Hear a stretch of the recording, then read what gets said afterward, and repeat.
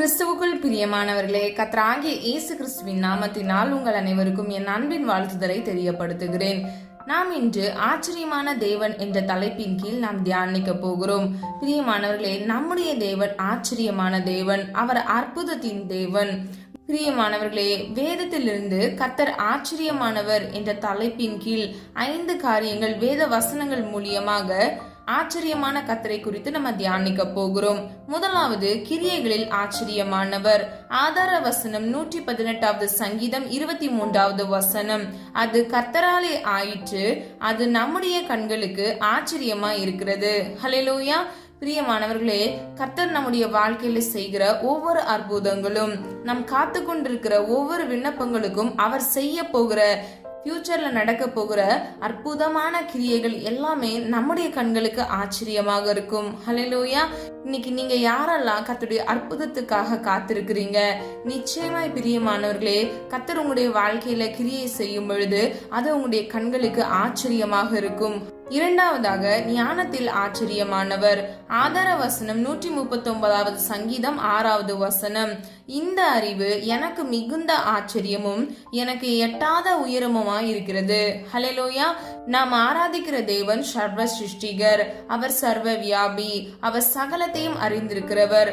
அவருடைய மிகுதியான ஞானம் நம்முடைய கண்களுக்கு ஆச்சரியமாக இருக்கிறது. பிரியமானவர்களே, இதை தாவீது சொல்கிறத நம்ம பார்க்கிறோம். தாவீது ஒரு மனிதனாக இருந்தார். அவருடைய எண்ணங்களுக்கும் கர்த்தருடைய எண்ணங்களுக்கும் எட்டாத உயரமாக இருந்தது. அந்த ஞானம் அவ்வளவு பெரியதாக இருந்தது. ஹல்லேலூயா. பிரியமானவர்களே, நாம் ஆராதிக்கிற தேவன் உண்மை உள்ள தேவன். நம்ம என்ன செய்யணும், எப்படி நடக்கணும் என்று கர்த்தருடைய சமூகத்துல கேட்டு அவருடைய நடக்கையின்படி, அவருடைய ஆலோசனையின்படி நாம் நடக்கும் பொழுது நாம் நம்முடைய வாழ்க்கையில வெற்றியை சுதந்திரித்துக் கொள்ள முடியும். மூன்றாவதாக, ஆலோசனைகளில் ஆச்சரியமானவர். ஆதார வசனம் ஏசாயா 28வது அதிகாரம் 29வது வசனம். இதுவும் சேனைகளின் கர்த்தராலே உண்டாகிறது, அவர் ஆலோசனையில் ஆச்சரியமானவர், செயலில் மகத்துவமானவர். ஹல்லேலூயா. பிரியமானவர்களே, நம்முடைய தேவன் ஆலோசனையில் ஆச்சரியமானவர். ஒரு பாதையே இல்லாத இடத்துல நமக்கு திசை தெரியாமல் நம்ம குழம்பி போய் இருக்கும் பொழுது கர்த்தர் நம்மை வெளிச்சத்துக்கு நேராக, நல்வழிக்கு நேராக நமக்கு ஆலோசனையின் மூலமாக நம்மளை வழி நடத்துவார். ஹல்லேலூயா. அது மாத்திரமல்ல, கடைசியாக பாருங்க, அவருடைய செயலில் அவர் மகத்துவமானவராக இருக்கிறார், அவர் வல்லமையுடையவராக இருக்கிறார். நான்காவதாக, போதகங்களில் ஆச்சரியமானவர். ஆதார வசனம் மத்தேயு 7வது அதிகாரம் 29வது வசனம்.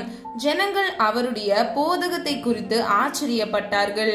அது மாத்திரமல்ல, மார்க் 1வது அதிகாரம் 22வது வசனத்தின்படி, அவர் வேத பாதகரை போல போதியாமல் அதிகாரமுடையவராய் அவர்களுக்கு போதித்தபடியினால் அவருடைய போதகத்தை குறித்து ஜனங்கள் ஆச்சரியப்பட்டார்கள். ஹல்லேலூயா. பிரியமானவர்களே, இந்த 2 வெவ்வேறு வசனங்கள்லையும் கர்த்தருடைய போதகத்தை பார்த்து ஜனங்களும் ஆச்சரியப்பட்டார்கள். அவர் மிகுந்த அதிகாரம் உள்ளவராக போதித்தார். ஹல்லேலூயா. பிரியமானவர்களே, மத்தேயு, மார்க், லூக்கா, யோவான் என்கிற சுவிசேஷ புஸ்தகத்தில் கர்த்தருடைய அநேக போதகங்களை குறித்து நம்ம பார்க்கிறோம். அநேக உவமைகள் மூலமாக நமக்கு காரியங்களை, ராஜ்யத்துக்கு ஏதுவான சகல உன்னத காரியங்களை நமக்கு வெளிப்படுத்தியிருக்கிறார். ஹல்லேலூயா. கடைசியாக, வார்த்தையில் ஆச்சரியமானவர். ஆதார வசனம் மார்க் 10வது அதிகாரம் 24வது வசனம். இந்த வசனத்தில் நம்ம முதல் பகுதியை பார்த்தோம் என்றால், சீஷர்கள் அவருடைய வார்த்தைகளை குறித்து ஆச்சரியப்பட்டார்கள். இரண்டாவது பகுதியில் கர்த்தர் அவர்களுக்கு ஐஸ்வர்யத்தில் நம்பிக்கையாக இருக்கிறவர்கள் தேவனுடைய ராஜ்யத்தில் பிரவேசிப்பதில்லை என்பதை குறித்து போதிக்கிறதை நாம் இதன் மூலமாக, அவருடைய வார்த்தையின் மூலமாக நம்ம அறிந்து கொள்கிறோம். பிரியமானவர்களே, இந்த 5 காரியங்கள் வழியாக கர்த்தர் ஆச்சரியமானவர் என்பதை நாம் அறிந்து இருக்கிறோம். ஒரு விசை கூட நான் அதை சொல்ல விரும்புகிறேன். முதலாவது, கர்த்தருடைய கிரியைகள் ஆச்சரியமாக இருக்கிறது. இரண்டாவது, அவருடைய ஞானம் ஆச்சரியமாக இருக்கிறது. மூன்றாவது, அவருடைய ஆலோசனை ஆச்சரியமாக இருக்கிறது. நாலாவது, அவருடைய போதகங்கள் ஆச்சரியமாக இருக்கிறது. ஐந்தாவது, அவருடைய வார்த்தை ஆச்சரியமாக இருக்கிறது. ஹல்லேலூயா. பிரியமானவர்களே, நாம் ஆராதிக்கிற தேவன் அதிசயத்தின் தேவன், அவர் அற்புதமான தேவன். பிரியமானவர்களே, டாக்டர்ஸோட ரிப்போர்ட்ஸ், மனிதர்களோட கண்டுபிடிப்பு எல்லாமே கர்த்தருடைய ஆச்சரியமான, கர்த்தருடைய ஞானத்துக்கு முன்பாக, அவருடைய கிரியைகளுக்கு முன்பாக ஒன்றுமில்லாமல் போய்விடும். ஹல்லேலூயா. அது மாத்திரமல்ல, ஒன்றும் இல்லாத இடத்தில் அவர் உருவாக்குகிற தேவன். ஹல்லேலூயா. இன்னைக்கு உங்களுடைய வாழ்க்கையில் இருக்கக்கூடிய பிரச்சனைகள், போராட்டங்கள், கடன் பாரங்கள், குழந்தையின்மைகள், குடும்ப பிரச்சனைகள் எல்லாவற்றிலும் இருந்து கர்த்தர் உங்களை விடுதலையாக்க வல்லமை உள்ள தேவனாக, அவர் அற்புதத்தின் தேவனாக, அவர் உங்களுடைய வாழ்க்கையில் ஆச்சரியமான தேவனாக இருக்கிறார். ஹல்லேலூயா. நீ விசுவாசித்தால் தேவனுடைய மகிமையை காண்பாய் என்று வேதம் சொல்லுகிறது. பிரியமானவர்களே, கர்த்தருடைய கிரியைகள் மேல், அவருடைய ஞானத்தின் மேல், அவருடைய ஆலோசனை மேல் நீங்கள் கவனமுடையவர்களாய், நீங்கள் அவர் மேல் விசுவாசம் உள்ளவர்களாய் நீங்கள் இருக்கும் பொழுது கர்த்தர் நிச்சயமாக உங்களுடைய வாழ்க்கையில அற்புதத்தை கட்டளையிடுவார். நீங்கள் பிறருக்கு சாட்சியாக இருப்பீர்கள். இரண்டாவதாக, அவருடைய அழைத்தல் ஆச்சரியமானது. பிரியமானவர்களே, உலக நடைமுறையில் பலமுள்ளவர்களை, தகுதி வாய்ந்தவர்களையே பணிகளுக்கு அழைக்கிறார்கள். தேவனுடைய அழைப்போ வித்தியாசமானது. அவர் யாரை அழைக்கிறார் தெரியுமா? முதலாவது, அவர் பலவீனமானவர்களை தெரிந்து கொள்கிறார். ஆதார வசனம் 1 கொரிந்தியர் 1 27 வசனம் 28 வசனம்.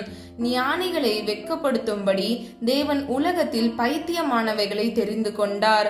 பலமுள்ளவைகளை வெட்கப்படுத்தும்படி தேவன் உலகத்தில் பலவீனமானவைகளை தெரிந்து கொண்டார்.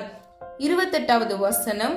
உள்ளவைகளை அவமாக்கும்படி உலகத்தின் இழிவானவைகளையும் அற்பமாய் எண்ணப்பட்டவைகளையும் இல்லாதவைகளையும் தேவன் தெரிந்து கொண்டார். ஹல்லேலூயா. பிரியமானவர்களே, இந்த 2 வசனத்தின் மூலமாக ஞானிகளை வெட்கப்படுத்துவதற்கு பலவீனமானவர்களை கர்த்தர் தெரிந்து கொள்கிறார். ஹல்லேலூயா. உள்ளவைகளை அவமாக்கும்படிக்கு இழிவானவைகளை கர்த்தர், அற்பமாய் எண்ணப்பட்டவர்களை, மனிதரால் புறக்கணிக்கப்பட்டவர்களை, இவர்களால் எழும்பி பிரகாசிக்கவே முடியாது என்று மனிதர்களால் சொல்லுகிறவர்களை தெரிந்து கொள்கிறார். ஹல்லேலூயா. பிரியமானவர்களே, வேதத்துல மோசேயின் அழைப்பு வித்தியாசமானது. அவர் மந்த நாவும் திக்கு நாவும் உடையவராக இருந்தார். ஆனாலும் கர்த்தர் அவரையே அழைத்து இஸ்ரவேல் ஜனங்களை வழிநடத்த செய்தார். அதுபோலவே அவருடைய அழைப்பு வித்தியாசமானது. பிரியமானவர்களே, ஒருவேளை அவர் ஞானியை அழைத்து ஊழியத்தை கொடுத்தால், சில காரியங்களை அவர் மூலமாக நடப்பித்தால், அவர்கள் தங்களுடைய மேன்மைகளை சொல்லி பெருமை பாராட்டுவார்கள். ஆனால் இழிவானவர்கள், தாழ்த்தப்பட்டவர்கள், புறக்கணிக்கப்பட்டவர்கள், பைத்தியமானவர்களை கர்த்தர் தெரிந்து கொண்டு கர்த்தர் உயர்த்துகிறார். ஹல்லேலூயா. அப்பொழுது மாத்திரமே நாம் சாட்சியாக இருப்போம். இரண்டாவதாக, அநாதைகளையும் திக்கற்றவர்களையும் அழைக்கிறார். ஆதார வசனம் ஏசாயா 51 வசனம். உங்கள் தகப்பனாகிய ஆபிரகாமையும் உங்களை பெற்ற சாராளையும் நோக்கி பாருங்கள். அவன் ஒருவனாய் இருக்கையில் நான் அவனை அழைத்து அவனை ஆசிர்வதித்து அவனை பெருக பண்ணினேன். ஹல்லேலூயா. பிரியமானவர்களே, 2வது பகுதியை பாருங்க. அவன் ஒருவனாய் இருக்கையில், அப்போ ஆபிரகாம் திக்கற்றவராய் இருந்தார், ஒரு அநாதை போல இருந்தார். கர்த்தர் அவனை தெரிந்து கொண்டார், கர்த்தர் அவனை அழைத்து வாக்குத்தத்தத்தை கொடுத்து அதை அவருடைய வாழ்க்கையில நிறைவேற்றி முடித்தார். ஹல்லேலூயா. பிரியமானவர்களே, இதன் மூலமே நாம் அறிந்து கொள்கிறோம் கர்த்தருடைய அழைப்பு ஆச்சரியமானது. கடைசியாக, அழைக்கப்பட்டவர்களை வழிநடத்துவது ஆச்சரியமானது. பிரியமானவர்களே, இஸ்ரவேல் ஜனங்களை கர்த்தர் எகிப்தின் அடிமைத்தனத்திலிருந்து அவர் பிரித்தெடுத்து அவர்களை வனாந்திரத்தின் வழியாக வழிநடத்தி சென்றார். அது மாத்திரமல்ல, அவருடைய ஆலோசனைகள் ஆச்சரியமானது. வேதத்திலிருந்து 3 காரியங்கள் வழியாக அவர் எப்படியெல்லாம் நம்மை ஆச்சரியமாக ஆலோசனை கொடுத்து நம்மை வழிநடத்துகிறார் என்பதை நாம் அறிந்து கொள்ள போகிறோம். முதலாவது, தம் கோலினால் வழிநடத்துகிறார். இரண்டாவது, வழியை மெல்லிய குரலின் மூலம் காண்பித்து நடத்துகிறார். ஹல்லேலூயா. மூன்றாவது, ஆவியின் வழியாக ஆலோசனை தருகிறார். பிரியமானவர்களே, 3வது சொல்லப்படுகிறது, நமக்குள் இருக்கிற பரிசுத்த ஆவியானவர் மூலமாக நமக்கு ஆலோசனை சொல்லுகிறார். எக்ஸாம்பிளுக்கு, சில காரியம் நம்ம செய்ய போகும்போது இது தப்பு, இது சரி என்று நமக்குள்ள ஒரு சத்தம் கேட்கும் இல்லையா? நமக்குள்ள ஒரு உணர்வு மூலமாக ஒரு காரியம் வெளிப்படும். அதுதான் ஆவியின் வழியாக கர்த்தர் நமக்கு ஆலோசனை சொல்லுகிறார். இரண்டாவது, வழியை மெல்லிய குரலின் மூலம் காண்பித்து நடத்துவார். இரண்டாவதாக, வழியை மெல்லிய குரலின் மூலம் காண்பித்து நடத்துவார். பிரியமானவர்களே, கர்த்தருடைய சத்தத்தின் மூலமாக, அவருடைய வார்த்தையின் மூலமாக அவர் மனிதரோடு பேசி அவர்களை வழிநடத்துவார். ஏசாயா 30வது அதிகாரம் 21வது வசனத்தின்படி, நீங்கள் வலது புறமாய் சாயும் போது இடது புறமாய் சாயும் போதும் வழி இதுவே, இதிலே நடவுங்கள் என்று உங்களுக்கு பின்னாலே சொல்லும் வார்த்தையை உங்கள் காதுகள் கேட்கும். ஹல்லேலூயா. பிரியமானவர்களே, கர்த்தர் மனிதர்களை வழிநடத்துகிறார். வலது இடதுபுறம் போகும் பொழுது இதுவே வழி என்று கர்த்தருடைய வார்த்தை மூலமாக அவர் ஆலோசனை கொடுத்து மனிதர்களை வழிநடத்துகிறார். ஹல்லேலூயா. இரண்டாவதாக, தேவைகளை சந்தித்து நடத்துகிறார். முதலாவது, இஸ்ரவேல் ஜனங்களை நம்ம எக்ஸாம்பிளுக்கு எடுத்துக்கிட்டோம் அப்படின்னா, அவர்கள் அந்த வனாந்திரத்துல எத்தனையோ மாதங்கள் கடந்து வந்தாங்க இல்லையா? கர்த்தருடைய உணவு தேவைகள், தண்ணீர்கள், வஸ்திரங்கள் எல்லாவற்றையும் கர்த்தர் சந்தித்தார். அது மாத்திரமல்ல, அவர்களை காடைகளை கொண்டு அவர்களுக்கு மன்னாவை கொண்டு கர்த்தர் போஷித்ததை நாம் அறிந்து கொள்கிறோம். பிரியமானவர்களே, நம்மை அழைத்த தேவன் உண்மையுள்ள தேவன். நாம ஆராதிக்கிற தேவன் ஆச்சரியமான தேவன். அவர் அற்புதத்தின் தேவன். இன்றும் நம்முடைய வாழ்க்கையில கர்த்தர் அற்புதம் செய்வதற்கு அவர் கரம் குறுகி போவதில்லை. இன்னைக்கு அந்த ஆச்சரியமான தேவனை நாம் விசுவாசிக்கும் போது நம்முடைய வாழ்க்கையில கர்த்தர் அற்புதத்தையும் அதிசயத்தையும் கட்டளையிடுவார். கடைசியாக, ஆபத்தில் பாதுகாத்து நடத்துகிறார். ஆதார வசனம் 50வது சங்கீதம் 15வது வசனம், ஆபத்து காலத்தில் என்னை நோக்கி கூப்பிடு, நான் உன்னை விடுவிப்பேன், நீ என்னை மகிமைப்படுத்துவாய். ஹல்லேலூயா. பிரியமானவர்களே, அவர் ஆச்சரியமான தேவன். அவர் உன்னத தேவன். என் சமூகம் உனக்கு முன்பாக செல்லுகிறது என்று வேதம் சொல்லுகிறது. அப்போ நம்முடைய வாழ்க்கையில நம்ம ஆபத்து காலம் நமக்கொன்று வரும் பொழுது, கர்த்தரை நோக்கி நாம் கூப்பிடும் பொழுது, அவர் உடனடியாக நம் பக்கமாய் சாய்ந்து நம்முடைய கூப்பிடுதலின் சத்தத்தை கேட்டு அவர் நம்மை விடுதலை செய்கிறவராய் இருக்கிறார். அது மாத்திரமல்ல, நீ என்னை மகிமைப்படுத்துவாய்.